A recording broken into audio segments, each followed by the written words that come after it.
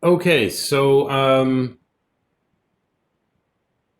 actually, I will start at the bottom. Let's start with Team 5.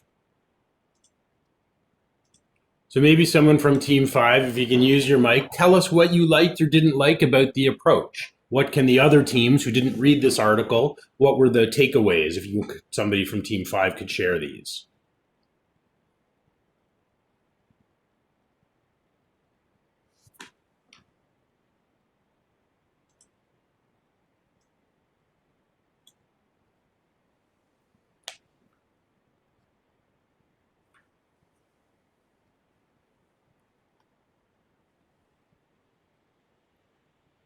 Maybe we'll say whoever's first name is closest to the start of the alphabet in Team 5.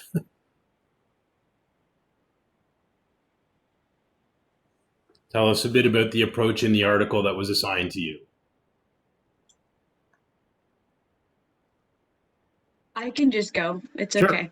Okay. Um, so our article is pretty short. It kind of just mostly talked about like the design development process, like developing a concept and then getting to know your client more. And we kind of like all of us kind of talked about it, and we decided to put it in more of like a research, visual, verbal Mm-hmm. category.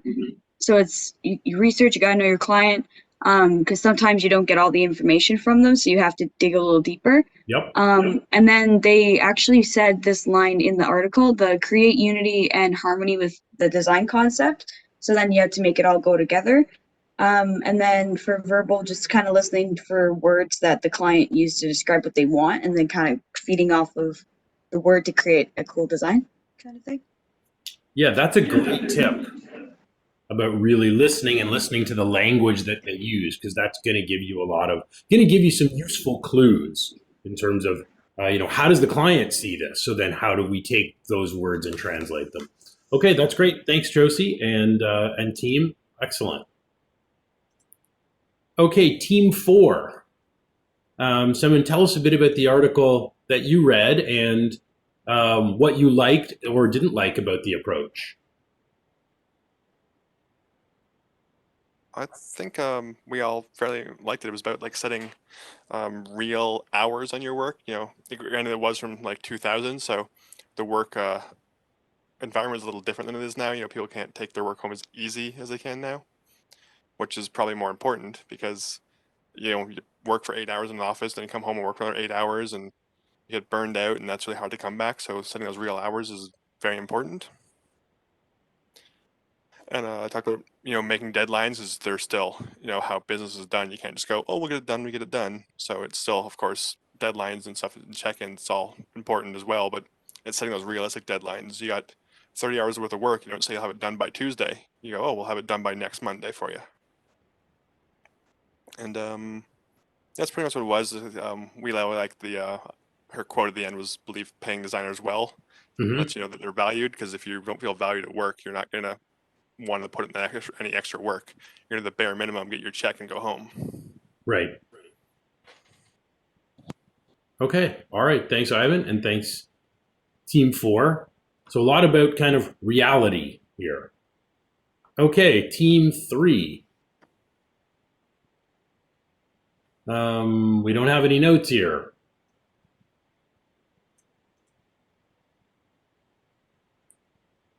Okay, well, I guess we'll just move on to Team 2. Not sure what happened to Team 3. Maybe someone from Team 2 can speak a bit to the article that you read. Yeah, hi. So the article, you can hear me, right? Yep. Okay. So the article was about detailing, like when we should ignore the detailing. The detailing is important, like the perfect white space between the objects, the perfect color shades, the perfect font types. So those are really important, but there are some time we need to ignore them. Like when we stuck on a design element for a whole day, or when we realized the progress we did for a day was not a real progress. These things happen because we are focusing too much on detailing. So so the article is saying like in week 1 we don't have to worry about the heading type, or for the in first few weeks, we don't have to worry about the perfect color shades, the perfect white spacing. Like we need to prioritize things. The first thing is get the stuff on the page, use it, then adjust it, and then perfect it. This is what they are saying: design broadly, iterate locally, finalize specifically. Those are the steps to success. That's how you get real. That's it. I think so we can follow this, but I don't think we like okay, we cannot change the font, or we cannot change the color combination after developing the project. So we need to use the perfect style guidelines, then focus on it and develop the project and then finalize it. So Okay. Any other opinions about that? It's a kind of an interesting approach. Thanks, Radia and team. So, this article is really advocating that we should not get too focused on the details at first, that we should really just do kind of a broad vision and then get feedback and expect lots of changes. How do you feel about that as a designer? Do you like that approach?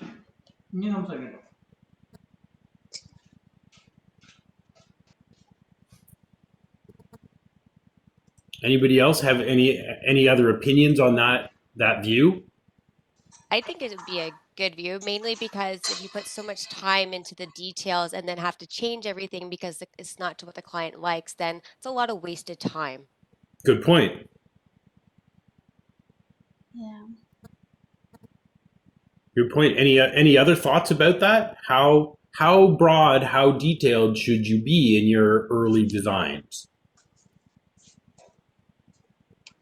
You can even use like mock text and stuff and like mock images before you actually like implement all like the actual text and all the images, I guess. It's a great idea, Josie. Yep, good point. In some ways, for me, what this comes down to, and part of this comes with experience, for me, it's also a question of, the golden rule really of successful projects is know your clients, right? And the more you talk to them and the more you get to know them, the more you're going to get to identify, are they a big picture thinker where they don't really care about the details, or are they really detail oriented?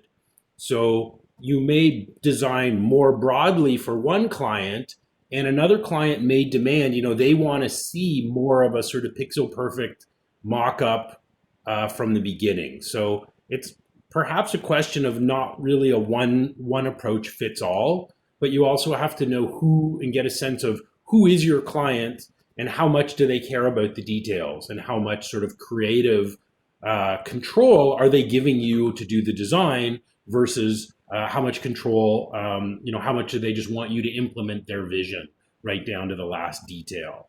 So the more we have conversation with our client, this should always be in your mind. What type of client am I dealing with?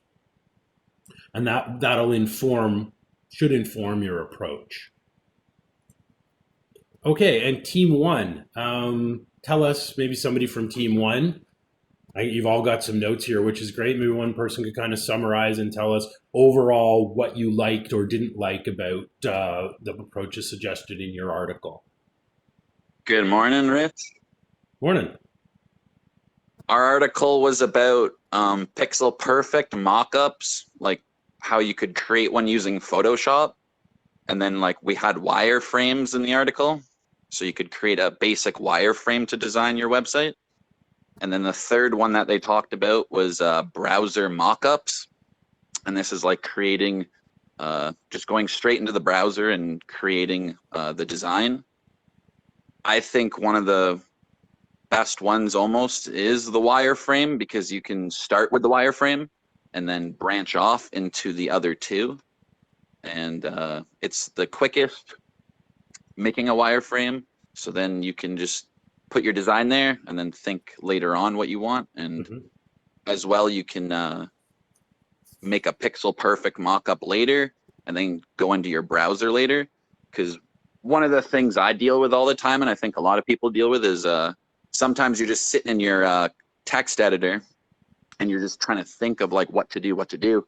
But sometimes when I'm doing labs, if you have like the steps, like how we did the rock, paper, scissors lab, and you have all the steps laid out, then you already know like what to expect, right? So I would not want to really go straight to the browser, because if I go straight to the browser, I might like waste a bit of time. So I think the wireframe is the good choice, and then straight to the browser potentially, and then a pixel perfect mockup later on maybe is like perfectly of how you want the end site to be, because I think it's good to start creating certain pieces of the site instead of just saying, okay, this is exactly how it's going to be and let's do it like right now, because creating little pieces creates the whole overall, which is good in my opinion. So I think all three are good though. So I think all three just relate really close together, because it's like you make your wireframe, you go to your text editor, you fire up the browser, you see what you want, but then after you're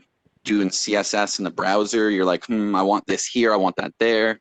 Then the client, you show it to the client says, oh, maybe we want this, but then that could be like scope creep too, right? So maybe it is good to have all three of these at the same time, like do all three of these first, you know what I mean? Okay. All right. Thanks, Nick. Yeah. Anybody else? Any opinions about this? You know, quick wireframes, pixel perfect mockups, or actually doing HTML mockups in the browser. What do you think? Which approach makes the most sense to you?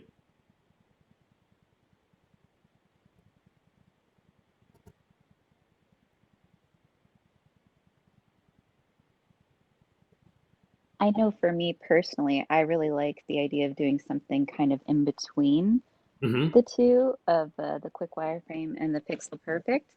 I just like to get a sense of what's the typography really going to look like. And because I found I've wasted a lot of time, like Nick said, in the HTML, and just outlining all of that first really cuts down on time I've spent later on. Okay, good point. Good point. Okay, any other thoughts about that? You know, detailed design versus wireframes versus HTML layouts. Does anybody else have a preference? Which they would start with? And why?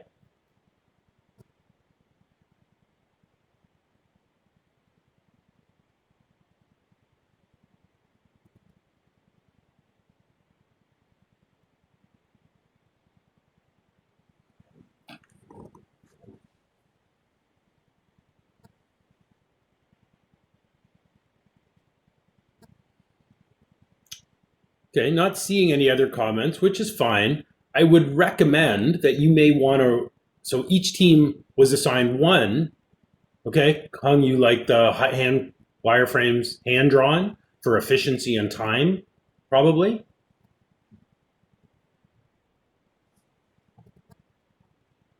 So I'd encourage you, so Ivan, you like wireframes as well? Okay. So I'd encourage you to maybe have a look. All the articles are here. So you may want to have a look through the ones that weren't assigned to your team. And we've heard the summary now, but you may find some other ideas. Okay, so Maggie, you like a wireframe on a whiteboard? Yep, makes sense. And Ivan, you like doing the same? That makes sense. Here's just a couple more questions around this generally. Okay, so Nick, you say wireframes are a great starting point, and yep, you can always expand them. One caution is, and you can tell me if this has ever happened to you, how common is it that you fall in love with your designs? Does this happen to you?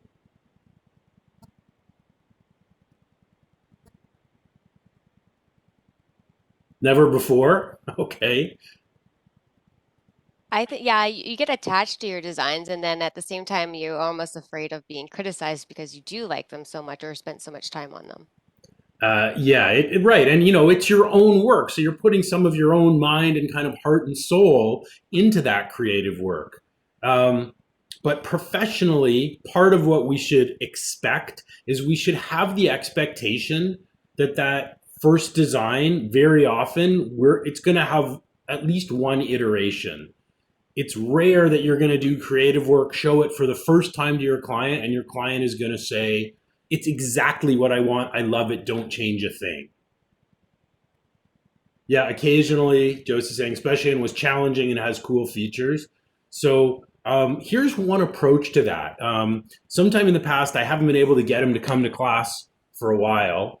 I don't think you guys have had any classes taught by Chris Figures here. Have you? Ivan, I'll address your comment in a minute. Okay, so Chris teaches in the graphic design program. Okay, so Rachel, you know Chris. So Chris has a long, very successful career, mostly as a packaging designer. Yeah, he's great. He was actually my student. He took the PHP course with me years ago because he wanted to learn some web programming. So I've had Chris do a guest talk before in class, and his approach to doing a mock-up or a logo is he actually usually designs 3. And he designs one that he thinks is his very best work, one that he thinks is good, but maybe not quite as good, but still generally meets the requirements. And he even presents one logo or one design concept that he really doesn't think is appropriate at all. And he presents all 3 of these to the client and basically asks them to choose which design they like the best. What do you think the result is? And why do you think he does this? I mean, it is more work up front.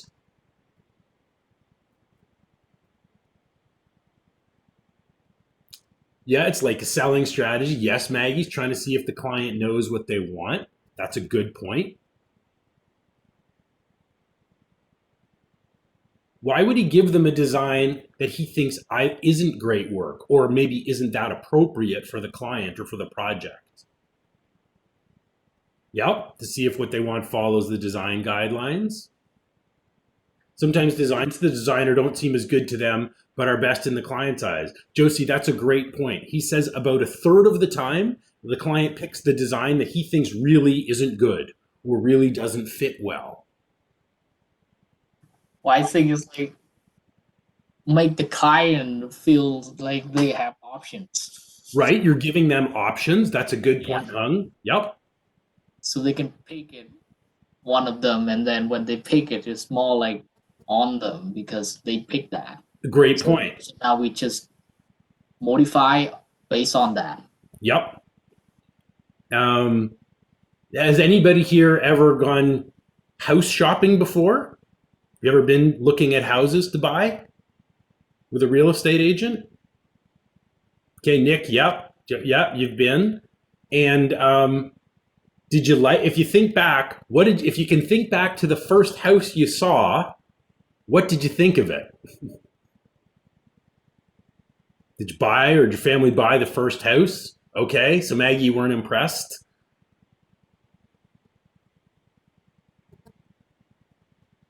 You bought the second one?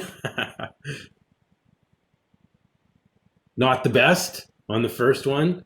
And this is a common strategy realtors have.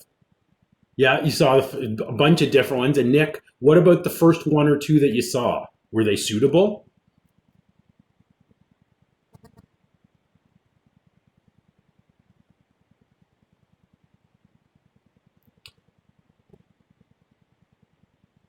Okay, almost beyond the budget. Okay, you could have the client buy the medium one. Oftentimes, yep, they show you price ranges from low to high, and then they got a better one. Oftentimes, realtors will take you to a house that maybe meets your criteria, but they're going to take you first to a crappy house. How come? Why would they take and show you a less appealing option first? What's the psychology there? It's a common practice. Exactly. Right, because then it makes everything else you look at better. If they show, right, they lower your expectation, so therefore you're going to be more likely to like what you see. So this is part of the psychology of why Chris shows them a design that his clients, he doesn't think is great, because he thinks it's going to help sell one of the other designs, actually. But he says he finds that what the clients pick, it's typically often split. A third of his clients will pick his very best work. A third will pick kind of the mid-range work, and a third are going to pick really what he thinks is his worst work. So part of the lesson here is, there's a few thoughts in here. Don't fall in love with your very best work. Maybe consider giving your client options, and expect that, your design work, expect that it's going to change. These are things to think about. You have to think about who's on the other end, who's paying you for the design, and what's sort of the psychology that comes into it. That's right. And Maggie, that's an important thing. We're going to talk about this in another lesson, because that not only comes with design, that even comes with functionality, right? What do we do? We're going to have a conversation, because it's common. What do we do when clients ask us to do things that we don't agree with, that we don't think is a good idea, whether it's from a creative perspective or from a practical and a functionality perspective? This is a common thing. Ultimately, the client's paying us. So we'll come back to this issue, and we'll talk about this in some future lessons. Yeah, there's some ways to handle this. Okay. I think these other activities, I'm going to leave this one. I was going to show you a few minutes of this video, but these two items here around presentations, they're really designed to help you with assignment 3. So actually what I'm going to do, I'm going to kind of leave these for you to do asynchronously. So if you watch this video, how to give a design presentation, so this is by a couple of quite talented but really sort of goofy web designers. The video is long. Just watch here. Watch these 5.5 minutes. Start at about 4:30 and go till 10 minutes. If you're liking it, you can also watch the section from 18 to 28 minutes, where they're talking about how, once we have a creative concept, how do we effectively present it to a client? And they're interviewing an owner of a very successful web design firm, and they look at his approach to showing clients. And then there's another quick presentation. This is about 3 or 4 minutes long. This isn't really a design presentation, but it's a really good example of giving an effective style of presentation. So I'm going to have you watch these basically as homework. Watch them anytime before next week's class, and maybe we'll start class next week. And I'm going to ask you, what are the takeaways? What was valuable in here that you think, did you learn that might help you in terms of doing future presentations? So not for March, but we'll start off class next week with a little review of your takeaways from these couple of videos. Okay. So we'll leave off here. There's really nothing else. I just want you to watch these before next week's class and note down any takeaways. We'll start that. You can get started on assignment 3. Make sure you are updating FreedCamp. And I mentioned a team progress meeting, but we'll just sort of count our little PowerPoint and our design discussion as our team meeting for this week. You guys had a meeting, and I will get going on marking. I'll get assignment 2. I'll get that marked to you and back before next week's class. Okay, so we'll have class next week. We've got reading week. We've got our design presentations on the 15th. And then on the 22nd, so in 4 weeks. So next week, we're going to work with Git for Teams. We have reading week, your design presentations. And then in week 9, we actually have a guest coming to class. Very successful IT project manager, project consultant, good friend of mine.